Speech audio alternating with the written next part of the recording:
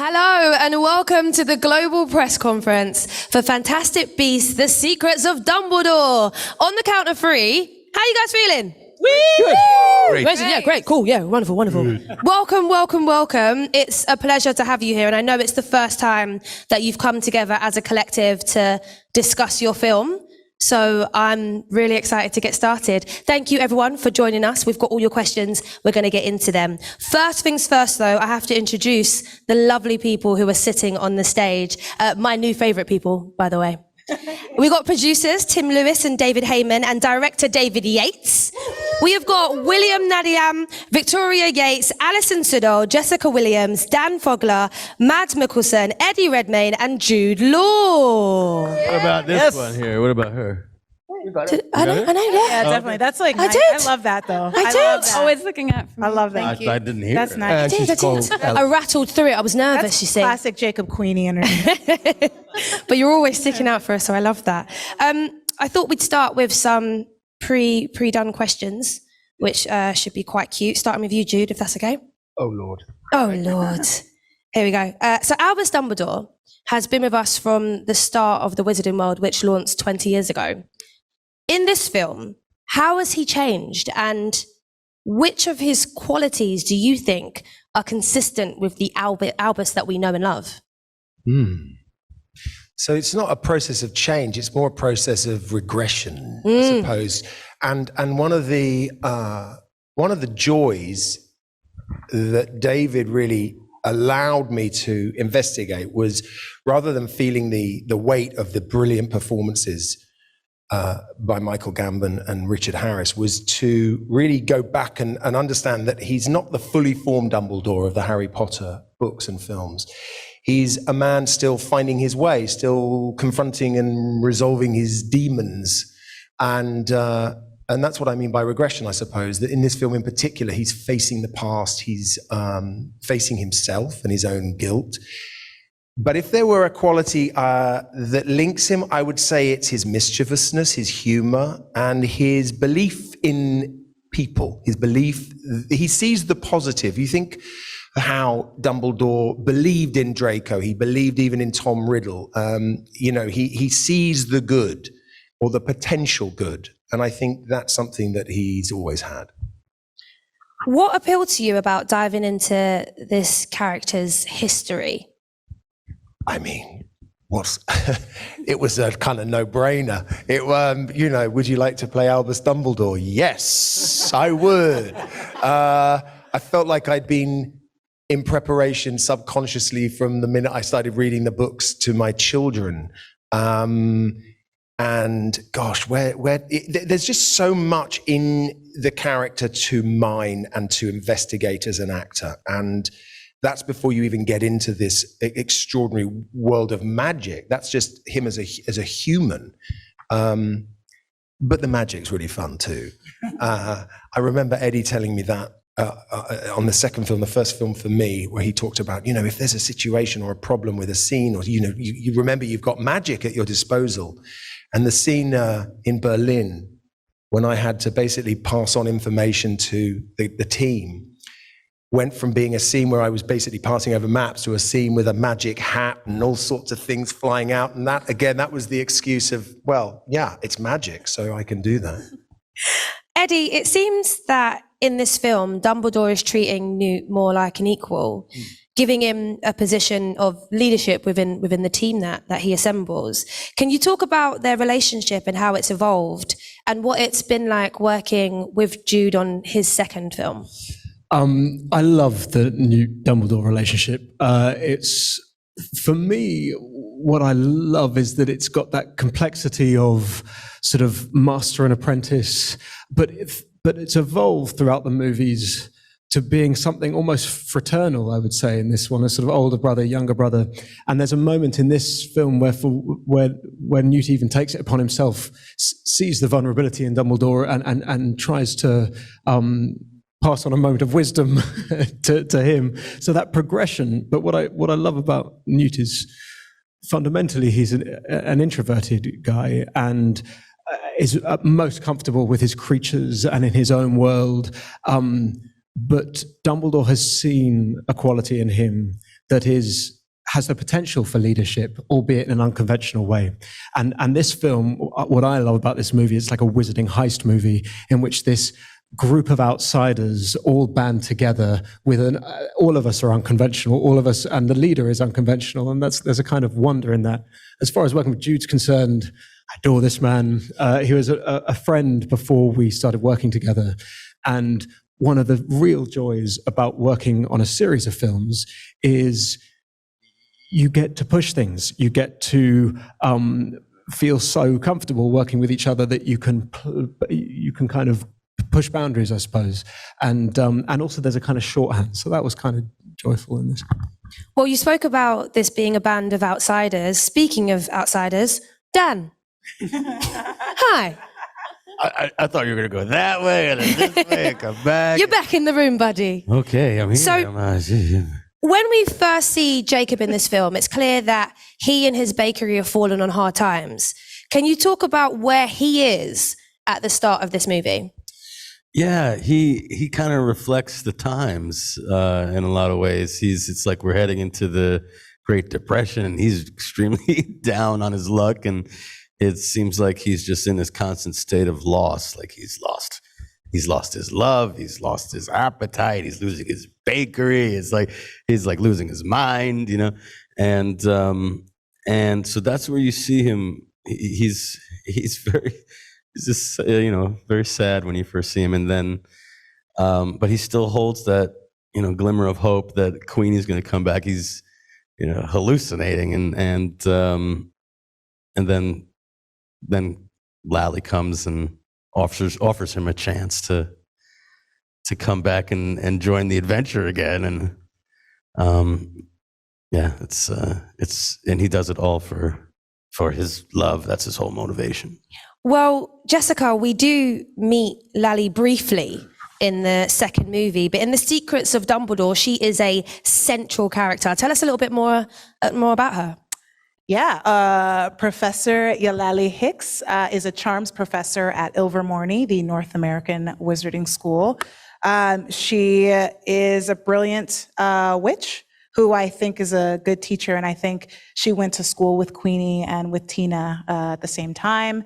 And I think that she's someone who's really good at seeing into the heart of people and the heart of the matter. And I think not only that, but she's really good at defensive magic. And I think Dumbledore, kind of recruits her to help her, deal with his bad ex. And I really feel like this is a good person to call for something like that. And I think that she is someone who, in this situation, trusts Dumbledore, even though she doesn't necessarily know how things are going to play out. Because again, she kind of sees at the heart of people. Mads, you are new to the Wizarding World. Congratulations on the new job. Thank you. It's going smashingly. Thanks. You portray one of the most powerful dark wizards. One of them? One of his age, of his time. All right, I got you. I'll give you it in that decade. Let's do that. Gellert Grindelwald. What was it like for you to enter this world, and how did you approach the character?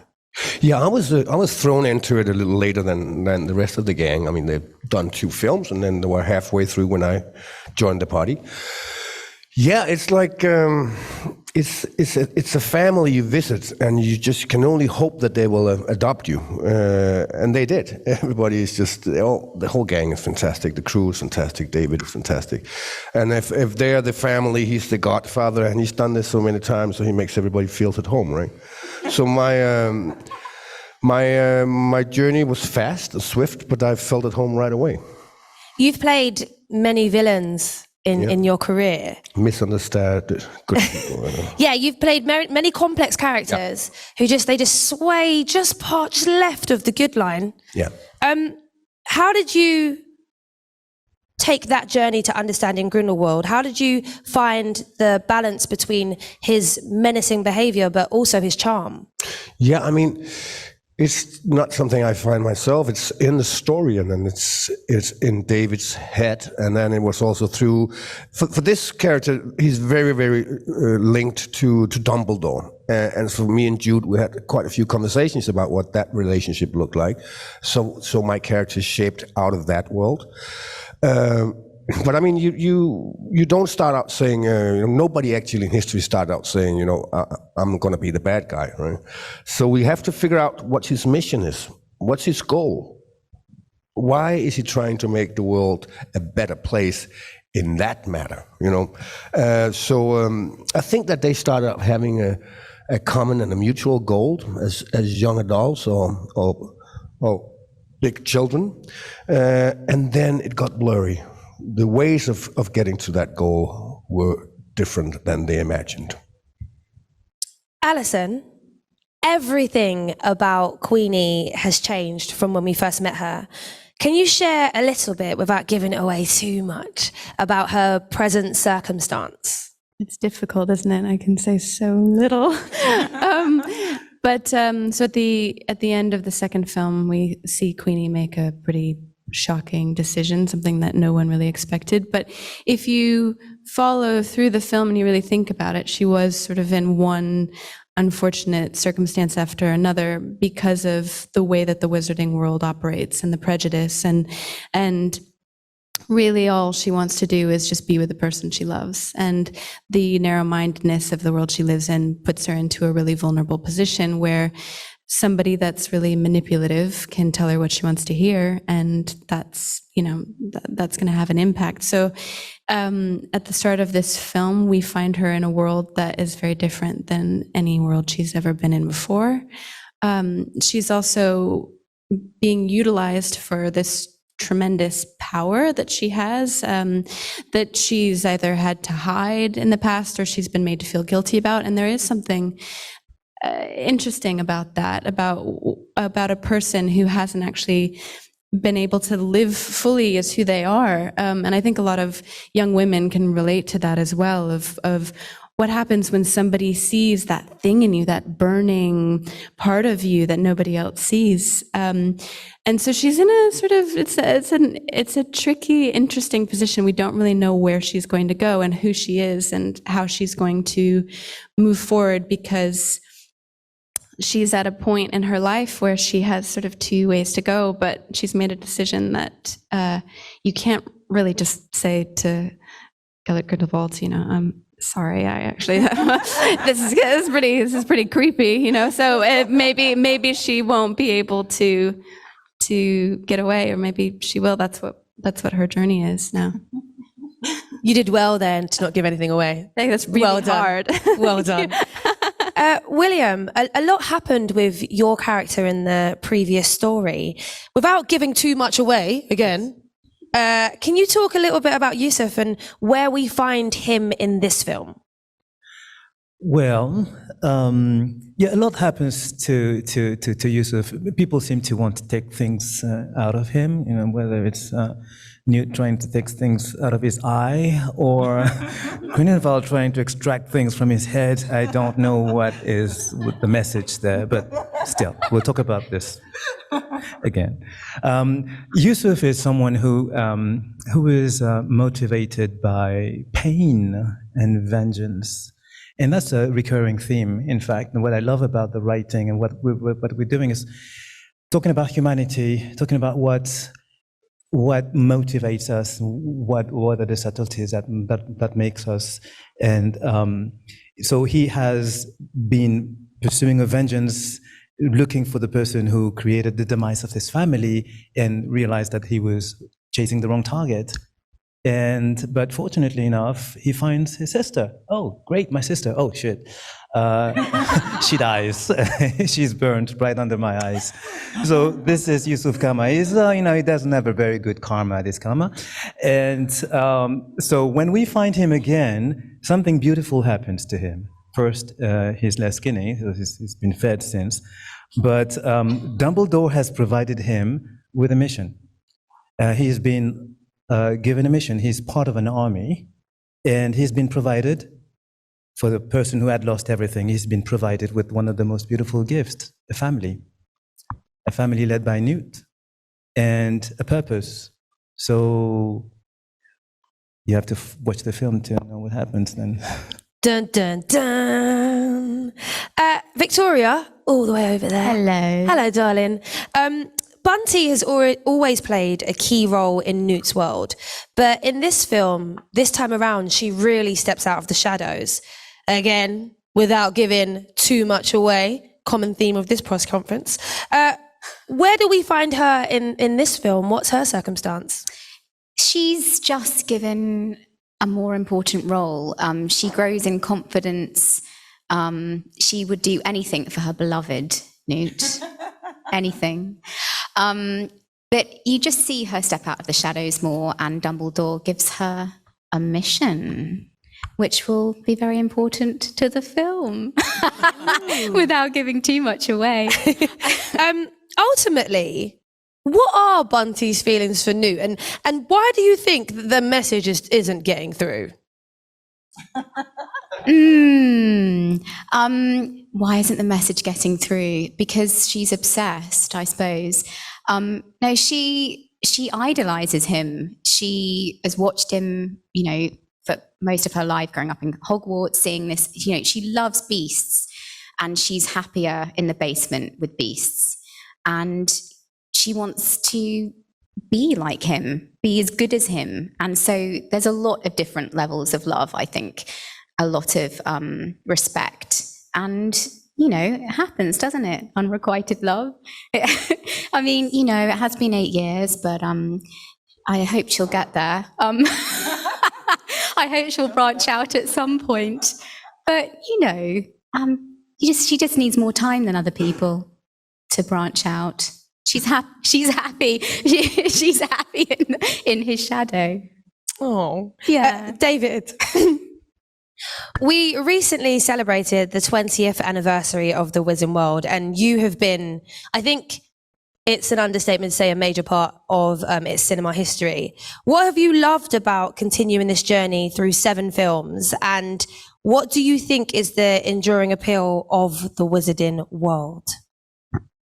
I think you can see it here on the stage this afternoon, the fact that these stories bring such a collective together to work on them. And there's something really beautiful and enjoyable about working with the people around me, which is a great pleasure. When you make a movie, it's a huge logistical enterprise, and it's tough, and creatively, logistically, technically. And so going into that experience with people you respect and admire, but who also can take the strain of it with some real dignity and some real humor is essential. And that's the qualities I've found in many of the people I work with in front of the camera and behind the camera. So if I look back over those 7 films, it's a very fond memory of the many wonderfully creative people I've worked with across all of them. And that sense of family, we use that word quite a bit, but it's important because that doesn't always happen in our industry because it's a tough business.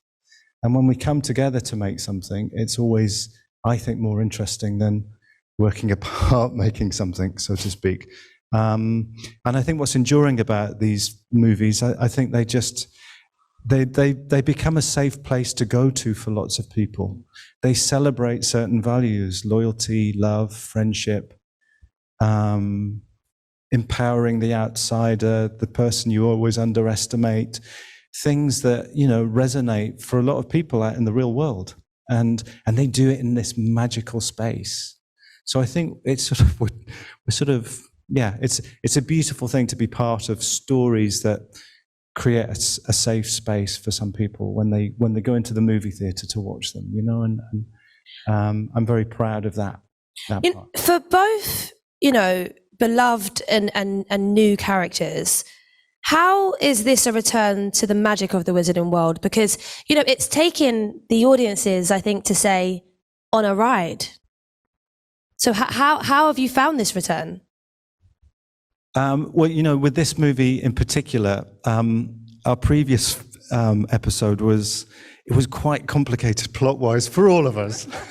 And it took us a while to figure that one out. And so with this story in particular, we wanted it not only to be emotional, but we wanted it to be enjoyable and for it to be a real treat and for it to lean into the values of some of the earlier Potter films that had whimsy and charm, humor and humanity. We showed it to a little audience a few weeks ago, and there was this very young man in the audience. I won't name him, but he was a kid. And everyone turned to him when the lights went up and said, "What do you think?" You know, because he's one of our first audience members, other than the people here who've seen it. And he looked at me and he said, "I liked it. It's really human." And I thought, we'll take that. We've made a film with all this extraordinary stuff in it. And the one thing he takes away from it, it's really human. And that's a testament to the performances and the story and everything. It's really human. Let's have that in the world we're living in at the moment. Yeah. Tim, this film returns to some of the places that audiences love, but it also takes them to brand spanking new places as well. Can you talk a little bit about that? Yes, I mean, one of the exciting things, certainly for the audience and certainly for us filmmakers, is being able to open up the magical world and to go to completely new areas, which gave us hugely interesting, creative, new environments to reproduce. I mean, I'm not sure which countries I'm allowed to say, but we start off in China, in the forest, and that's a very different area for us to go to. We then spend quite a lot of time in Germany. We see the German Ministry of Magic, which we've obviously in the past seen New York, we've seen the UK, and it's nice to open up and just see a completely new ministry. And then at the end, we end up in Bhutan. Again, a completely new, different area. And then we do go back, as you said, to familiar places. We go back to Hogwarts quite a lot, and we go back to Hogsmeade. And I think that for us, as who've been on this journey for a while, is exciting to go back and see those places again, and be familiar with those places from all the previous films.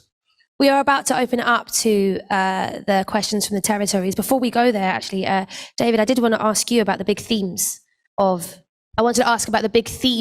this film. We've spoken about friendship, about loyalty. Are there any others we have to look out for?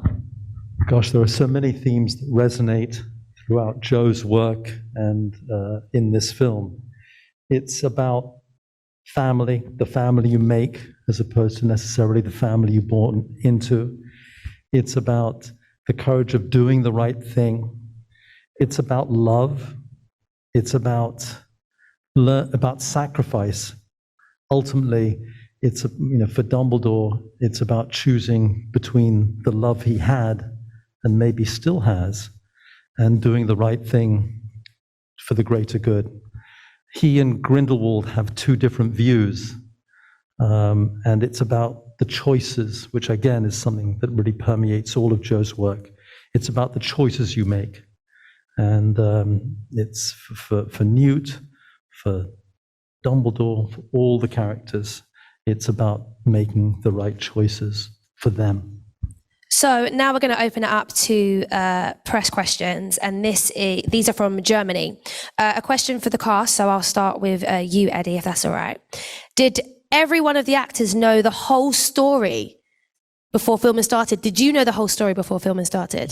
So we get given the script, so we know the whole story of the script, but as far as the story of the arc of the series, it was sort of each script at a time. Occasionally we would get snippets of what might be coming up in the next films, and there would be quite a lot of Chinese whispers of people sort of, did you hear that this might be, we might be going to, so lots of sort of rumors would find themselves, sometimes they would materialize, often maybe not, well, I thought we were going, but we did have the script. But also one of the amazing things about David Yates, our director, is that even though the script is there and it's incredibly the technical creating of that script is a big technical feat, he would allow us as actors the freedoms to improvise, to come up with new ideas, to change things or modulate things on the day.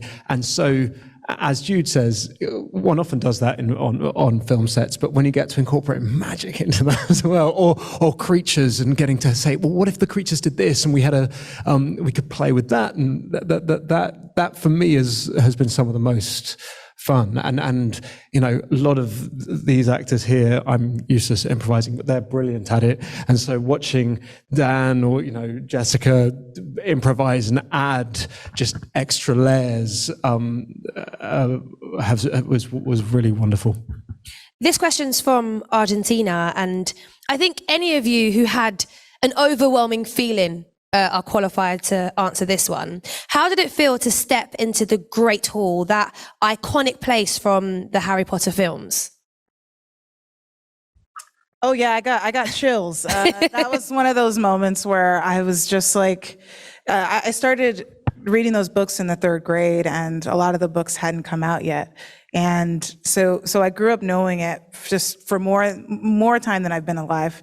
And to be, you know, just in the Great Hall and seeing, I think that was amazing. And then seeing the kids in their robes, their wizarding uniforms, actually was like the most, like I could cry. Like I wanted to, you know, the sensation of wanting to squeeze something cute. I wanted to squeeze a lot of the kids and just shake them, which means that it was cute.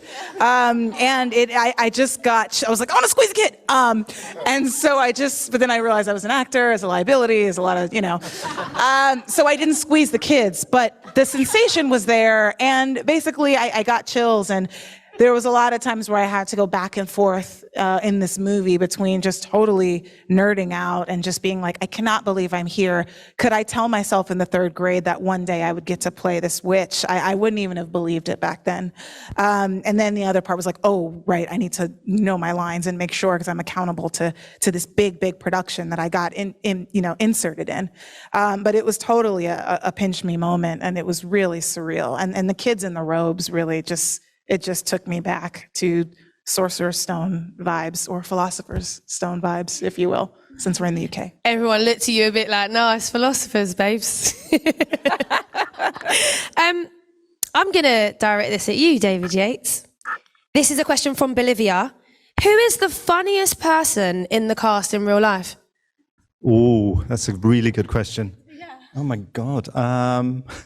I know. Looking around. I know it's me. I was going to say it was Eddie. Actually, you know who's got the driest? I mean, they're all pretty funny. I have to say that, obviously. I think Mads is quite funny. Yes. Yeah, I think Mads has got I wasn't trying to. I was trying to be terrifying. He got a really dry, insightful, perceptive. He's funny. I'll take it. Thanks. Is that good? Mean but funny. Ezra is remarkably funny as well. He has this ability that he's a top serious actor. He goes into this zone, he disappears somewhere, and he's still with us in the room. But then when you say cut, he's out of it and he cracks a joke. It's just amazing ability. I would never have guessed that. Yeah. This is from multiple markets. I'll aim it at you, Dan. Which of the Fantastic Beasts would you like to bring from the movie into the real world? The Demi-Guys. Really? Yeah. Niche, love it. Because why? Because he can tell Why? the future. You can take him to the track. He can give you lottery numbers. Okay. You know what I'm saying? You can, I get the gist. Guys to the track. take him to Vegas. You make a lot of money with It's that. also kind of really sweet in a very specific way. Yeah. You can like hang out. Thinking about how sweet they are. Yeah, a handbag to carry all the cash you win. But I mean, you can get the Niffler doing that stuff. You can make a fortune with steal everything. And No, you train him and make sure that come over here. Sit down. Hand over. Niffler? They like leave such a mess. I can train a Niffler. I can Can't train. train a Could Niffler. train a No. Niffler. The Niffler trains. Training would be the word. Does anyone have a favorite beast? The chillin'. Yeah, the Niffler. The chillin'. An owl girl. I'm kind of a classic chillin'. owl person. I'm an owl. Love the chillin'.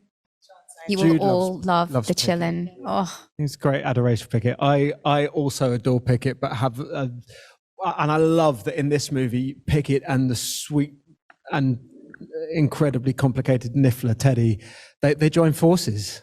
Yeah. And you realize that they're kind of like the siblings that have had a consistent rivalry, either in my coat pocket or down in her case.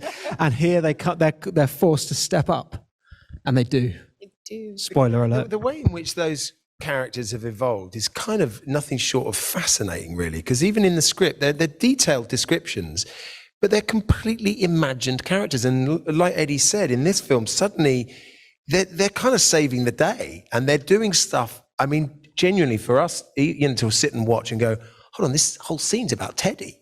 What's he doing? He's brilliant. The HBO Max series coming soon. Teddy and Pickett. I'm watching. TV series. So we've got a question from Mexico here. Alison, I'll aim it at you. Which one is your favourite spell from all of the Wizard and World movies? So not just from The Secrets of Dumbledore. You've got a plethora of films to choose from. That is a big question. I'm glad I'm not answering it. Favorite spell? Oh God. Avada Kedavra. No, I'm joking. I have one recently. Help. The Tanta Allegra one. Do you know what that is? No. That's to make people dance. Like it makes. Yes. Just like, and I just thought that would be give us a genius. demonstration. Yes, yeah. But so if we just Because I went can't Tanta Allegra, dance, I could make Yes, you myself can dance. and also just random. I think in life, randomly to make yourself feel better would just be like making people randomly dance on the tube. Would be quite fun. I like the Burrow in general, and like I feel like Molly Weasley just has a lot of good house practical. I would That's so raid nice. her spell cabinet. Totally. I would absolutely. Yeah. Is there one for just nappies? Yeah, like, nappy and just make them disappear, and dishes. Yes, all of that. I'm So like, practical and yeah. boring, but Yeah. really A nappy useful. spell, a nap spell, A and nap dish spell, yes, to make it, yes. Yeah. Vicky and I have small children, small babies, so that's all we can think about. Not like, nothing, big and beautiful. Just like, can you just get rid of the nappies? No, it's very practical. It's very Can you practical. make my child sleep? We're going to multiple markets now, and this one is for you, Jude. Dumbledore was also portrayed by Richard Harris and Michael Gambon in the Harry Potter films, like you mentioned before. What was the major lure of the character to you, and did you have to watch those earlier films again to sort of synchronize your portrayal of this much-loved wizard to theirs?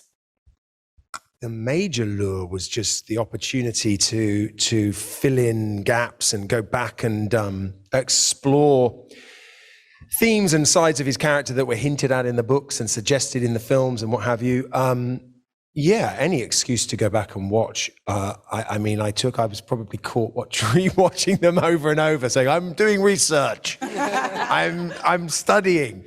But I think, like I said, honestly, it was kind of important we felt to free ourselves from the Dumbledore we knew, because he wasn't quite that man yet. But at the same time, there were definite qualities that both Richard Harris and Michael Gambon gave the character that I wanted to steal, I suppose. The sort of humor and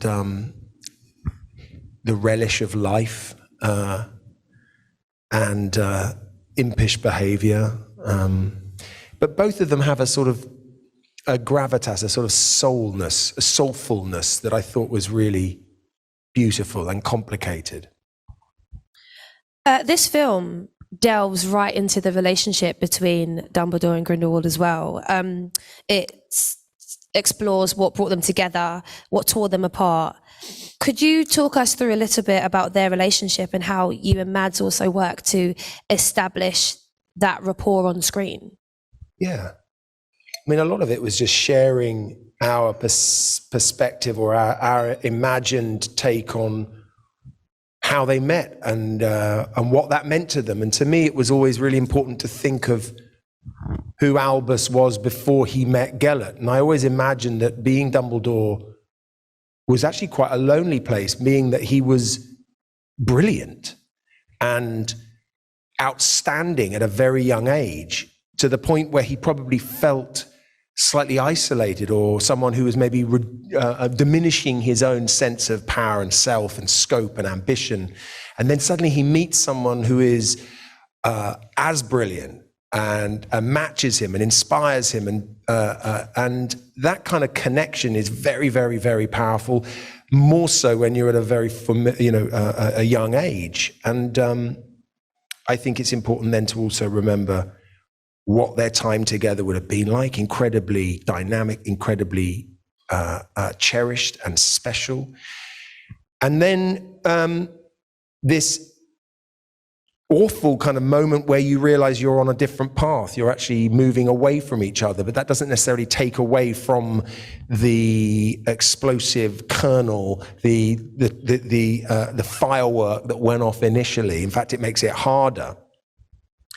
But you know, I said this earlier. It felt very fortuitous being able to play this character at the age I'm at now, because it was wonderful being able to reflect at my age, 25 years back, and sort of think, who am the person I've become? Are there mistakes I've made? And being able to still sit easy with that, but nonetheless still feel how alive it is in you.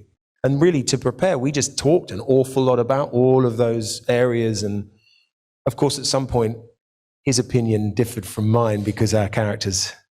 yours is differing from mine. That's how I remember. Right. But I think also Newt, Eddie, said it right, that yes, we have to remember there's magic here. If you add the magic, then a lot of things happens to us as characters as well. But also it goes the other way. We wanted this to be real. We wanted the magic we take for granted. It's been with us since we were born. We can't be wearing the fanboy hat and go, oh my God, this is magic, right?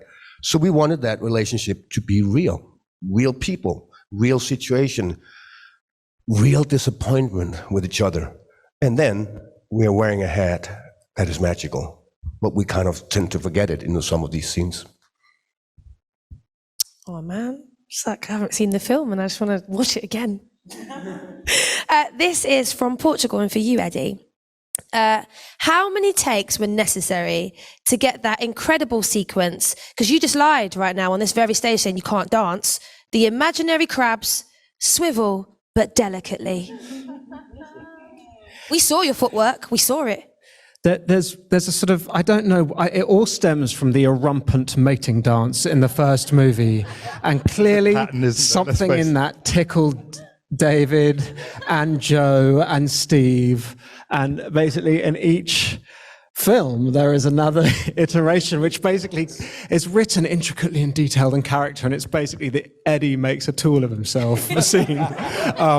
But of course, we took it incredibly seriously, and we spent a long time, David and I and Alex Reynolds, the movement director I work with, talking about, and how could this be? And let's look at real wildlife programs and see how we did all that. And then we did some very embarrassing outtakes, which probably exist, of me sending videos to David going, how about this? Sort of really intense dance things. And then eventually it was, how about I just wiggle and put my hands in the air? Is that a bit? And the other thing was, there was this, at the same time, the special effects department were coming up with ideas of what the creatures might be. And so it ended up being, I'd love to say a marriage, but it was more a sort of car crash collision of two ridiculousnesses that met together. The weird thing is it was bloody exhausting. And David would have me coming down like the whole prison like this. And by the time I got to the lines, and also I had to hold this lantern. Do you remember, David? I had to hold the lantern, which is weirdly heavy because it was the entire way that I was lighting this huge cave was with this lantern. And I got to the bottom and I'd be like, and there was a physio on set who was having to massage my shoulder between takes in order that I'd be able to do it the next day. Anyway, that's enough about that. It was quite, but it made it all worth it when Callum had to have a go. Because, yeah. This is a question from the USA for you, Eddie. Have you learned anything personally from your time playing Newt Scamander in the Fantastic Beasts series? Because he seems to have matured and grown a lot over the films. That's a lovely question, actually. I adore Newt, and there are many things that I love about him. I love his that he's an incredibly empathetic person. He looks for the good in people. He's also very happy in his own company, and in the company of creatures. He's someone that enjoys silence. I'm someone that, in my anxiety, tend to fill, as I'm doing now, too many words. And I've tried to. But along with that, there are various sort of epithets or things that he said, which I now try and live by. One is that worrying means you suffer twice, which was in the first movie. That I'm a great warrior, and I always tell myself, like, if the horrendous thing's going to happen, there's no point worrying about it because it's going to happen anyway, and then you're just going to have doubled your pain. And there's something that he says to Dumbledore in this piece, which I adore, which is that, and I'm butchering it here, but we all make mistakes in life, but you can try and make things better. And it's the trying that counts. It's the aspiring to make things better that counts. And sometimes you go, oh, I've really screwed that up. Oh, I'm just going to hide away in my hovel and put up the sort of exoskeleton. And I love that actually the way he thinks it's all about trying to make things better. And this question's from Mexico. All the Harry Potter fans, Eddie, have been waiting for the moment that your character returns to Hogwarts. How was it for you to film that moment? It's pretty amazing. I've got to say, one of our first scenes. It wasn't actually Hogwarts, but it was in the Hog's Head, and it was a group of us. Ali wasn't there, sadly, but a group of us.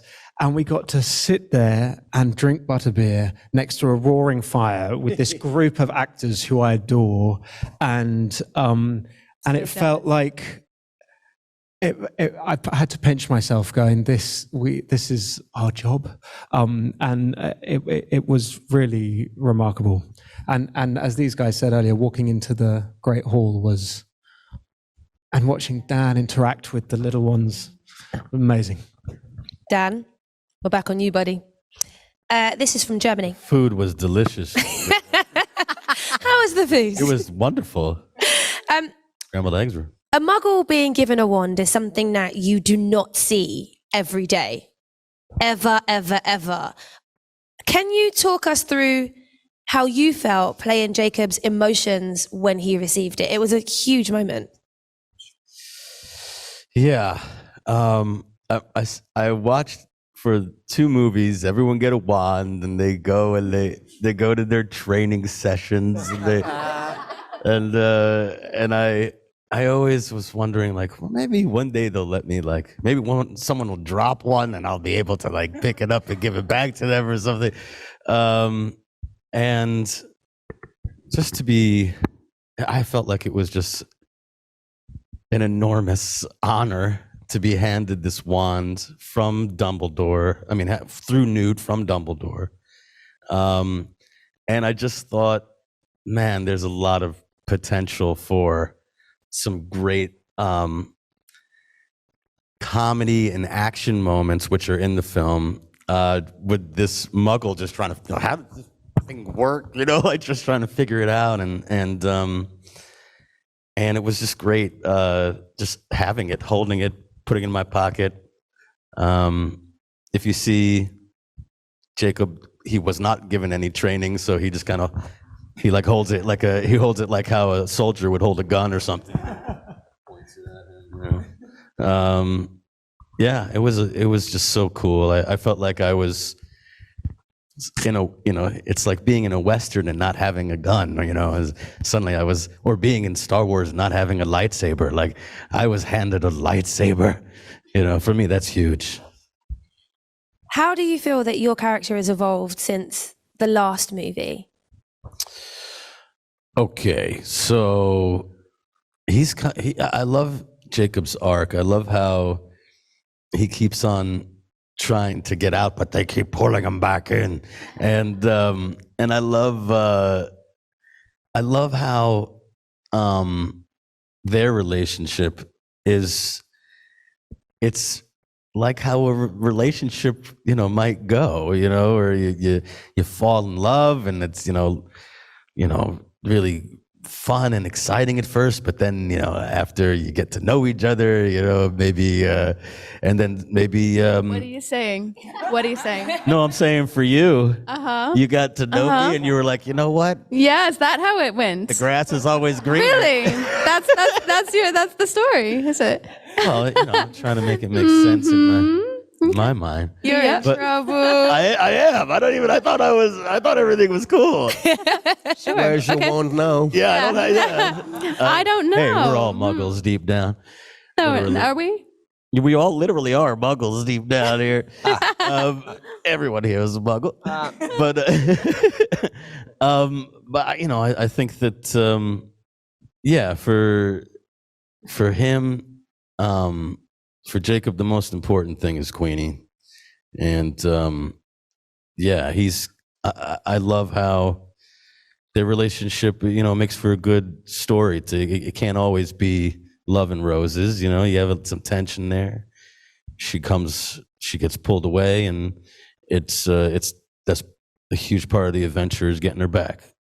That question was from the USA market, and this one is our final one. We've actually run out of time, which is mad because I feel like it's going really quickly, but you know, having fun and all that. This is from Finland, and it's for Alison and Dan as well. In the previous film, we see Queenie and Jacob's paths diverge quite emotionally, and their storyline really stands out in this installment as well. How was it to enter the third film on such a different stand-in and have to work through it with different character dynamics? I mean, you've always had each other, haven't you, in the movie? You take it, and I will not question any part of it at all. I think it was sad, honestly, to not be together, because we started this journey out, you know, all of us as a little group, and it was so wonderful. And then in the second film, we had barely any scenes together, and I was sort of alone or with people that I didn't know, and in this film, you know, it's the same. We didn't get a lot of time, so the time that we had was really precious. And you know, I think everybody wants these two characters to find their way back to each other, because there's something there. There's something there that's really deep and true and good. And you know, it's the themes of love in this film are explored in different ways, of love that is good for you, love that is maybe not so good for you, but how complex it is, even when two people really love each other and it should just work. Sometimes it's just hard, you know. So finding our way to each other or not it's always just better when we're together. I think it's always more fun. I agree wholeheartedly. Although I did have a great time with Mads, of course. It did not You know. cross as honest. But, you know, it's you're just a tiny bit scarier than Jacob. William, did you also have a great time with Mads? With Mads? Mm-hmm. Mads? Oh, he tells me to say yes. No, it was fantastic. Yeah, Mads is really people might perceive him as very impressive as a villain or whatever. I just see a fantastic actor, very, very subtle, very. He's basically the ideal partner. And also, you know, I used to be a dancer before. I mean, it doesn't show now because my body is stiff, but I used to be a dancer before, and I've done theater. And immediately I could feel that he was a brother to me, and it was immediate. He dances in between takes. That's the best bit. You know, Yeah. Wonderful notice. dancing. remember, He can't help it. such a magical time. Maybe It was Eddie's spell on you. What was that spell, Eddie? Yeah, exactly. Eddie just Oh yeah, in the in the sidelines, Toronto leg wrap. Well, do you know what? Thank you so much for taking the time to speak to me and speak to everybody who is watching as well. Fantastic Beasts: The Secrets of Dumbledore is out in theatres on April 6th. Thank you. Thanks, guys. Thank you. Thank you. Thank you.